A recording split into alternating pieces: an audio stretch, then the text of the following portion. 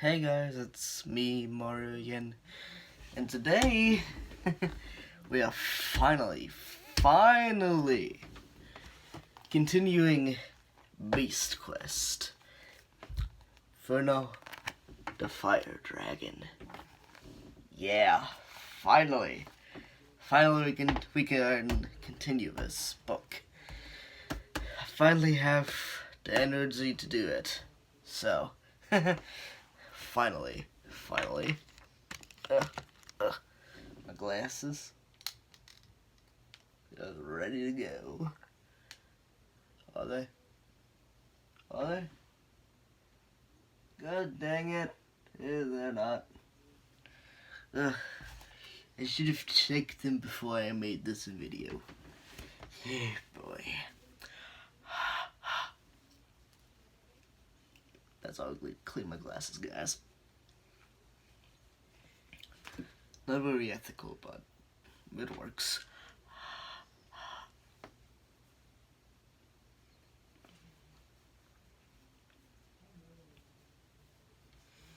The lenses aren't touching the insides or the lips of my mouth, so it's good. We're continuing the Ferno, the Fire Dragon. Yeah. Oh, it still smells good. Now I'm like my sister, smelling books. Well, that's one of her personality traits. Smelling books is weird. Don't do that.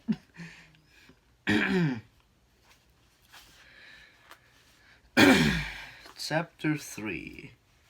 The King's Court. Tom sprinted through the gateway while the guards' backs were turned, and hid in the shadows by the wall, edging his way around the courtyard. Blah. The smell of rusting meat wafted.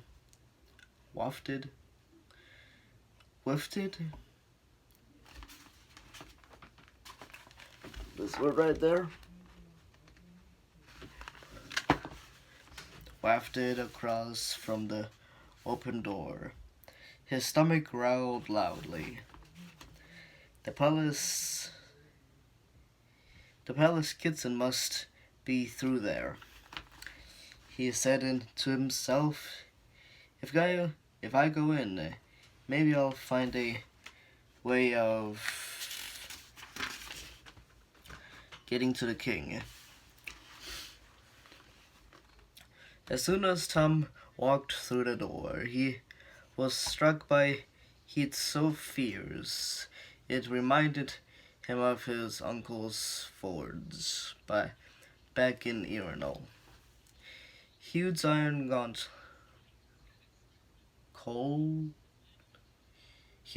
cauldrons hung over open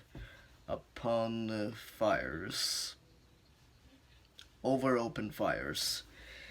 Kitchen maids miled about, stirring the stew or laying out food on the silver platters. A large woman busted up to him. "Ah, at last," she cried. "You must be the new kitchen boy." "What? Oh yes, that's me," Tom agreed quickly. "I'm cook," the woman continued. Thank goodness you're here to help. I've got 2 serving girls off sick, and the king's supper is almost ready. You can take him what little food we have left." Tom couldn't believe the palace was sort of food. The kingdom's troubles were even worse than he had imagined. Tom followed the cook to where platters of food waited, ready for serving.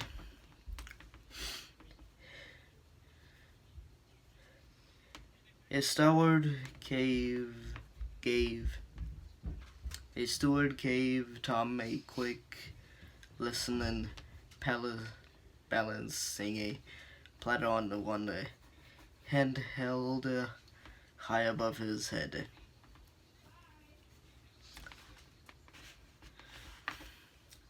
A steward gave Tom a quick lesson in balancing. Yeah, balancing. A platter on one hand held high above his head. Then he led Tom and the other servants up to the royal dinner chamber. Blah. Tom's heart beat fast. They're seated at a long table lit by tall candles was King Hugo. He looked younger than Tom had imagined, with thick dark hair and large brown eyes. He was surrounded by grim-faced lords and ladies. Squaring his shoulders, Tom carried his platter to the far end of the table. I have to walk to the king, he told himself. Urinal is relying on me. Next the king sat a sword.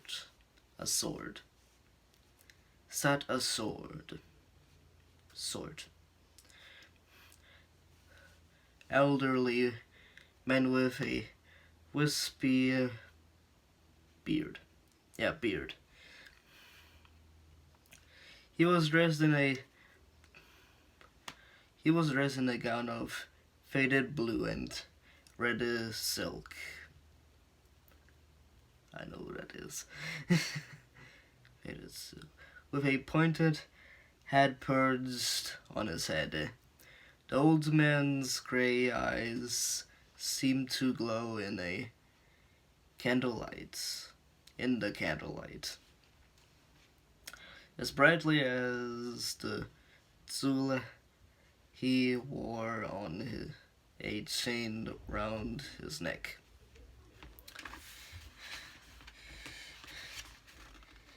Isn't only the wizard who dressed like that? Tom thought. Well, managers would look pretty stupid in these clothes, wouldn't they?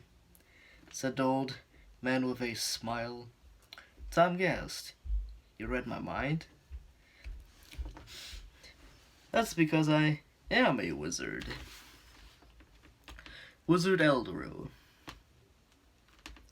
The old man murmured, looking closely at Tom. But what are you, I wonder? Just then, the dinner chamber doors flew open. The ragged young boy had seen at the gates scrambled inside. 2 guards followed closely behind him. Forgive me, sir, the boy cried. He sank to his knees before the king and held out the scorched gauntlet. Tom noticed that a golden key was clutched in its fingers. I am at word. Pays to Gelder the brave. My master is dead. Dead? Echoed the king, jumping to his feet. He leaned forward, his knuckles his knuckles turning white as he gripped the edge of the table. It cannot be. It is true, sir. The boy's eyes brimmed with tears. He's been burned to death by the fire dragon Ferno. Our quest is over. Tom could hardly believe his ears. So the beasts were real. King Hugo turned to stare out of a window carved into the thick walls of the castle. Before I go on, here's a little picture of the gauntlet with the key in it. Looks, the art in here looks really cool. So, through the window, Tom could see the city stretching far out into the night. Its light twinkling, its lights twinkling. Bravest night Blech, I can't. My mouth is so dry. Blech. My bravest knight has perished. The king cried in despair. Aventia is doomed. Wizard Elder walked to the entry of the room. His face was grave, but he seemed calm. The king's council has urgent matters to discuss. He announced, I must ask all servants to leave us at once. Escorted by 2 guards, the serving staff left the dinner room, murmuring as they went. I'm not going, Tom thought. This was his chance to find out exactly what was going on. Hurry up there, the guards ordered, pushing past Tom as the last strugglers left the room. Thinking quickly, Tom doubled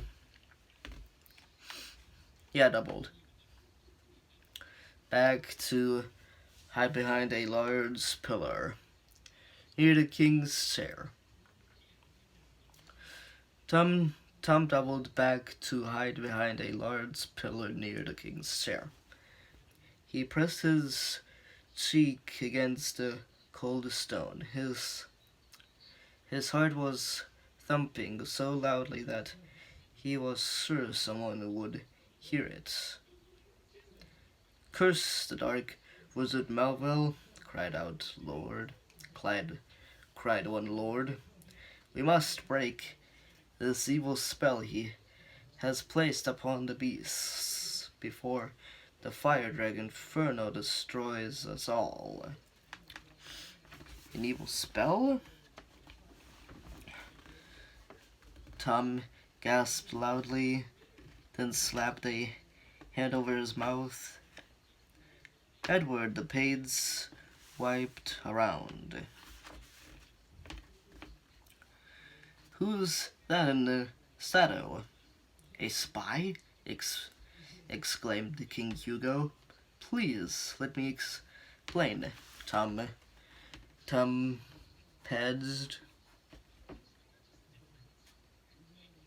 bedged as 2 guards lunged towards him. He dodged out of the way,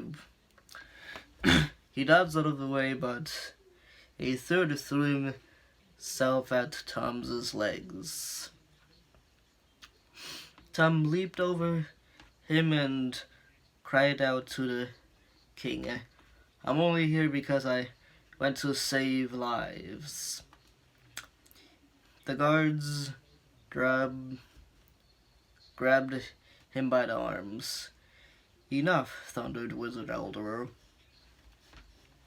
and everybody froze. "Take him to the dungeons," ordered King Hugo.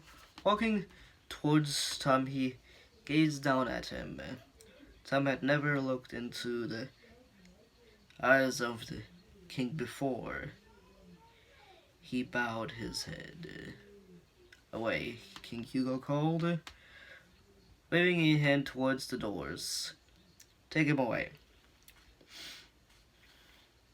Just then, Eldor appeared at the king's side. This boy is here for a good reason. I can feel it. The guards stopped in their tracks. "Are you sure?" King Hugo asked after a long pause. Eldor pointed at Tom. "Can't you see the likeliness?" he asked. King Hugo peered at Tom, then shook his head. Tom blinked the likeness. What was Eldor talking about? Once again, the wizard seemed to read his mind. "I'll show you," he said, his eyes meeting Tom's. As Tom was, a small flickering flame appeared in the palm of Eldor's upturned hand. Tom gasped as the flame turned violet. King Hugo looked at Tom through a magical fire, and his eyes widened. "It cannot be, but it is. This is the son of Teledon the Swift." And that was chapter 3.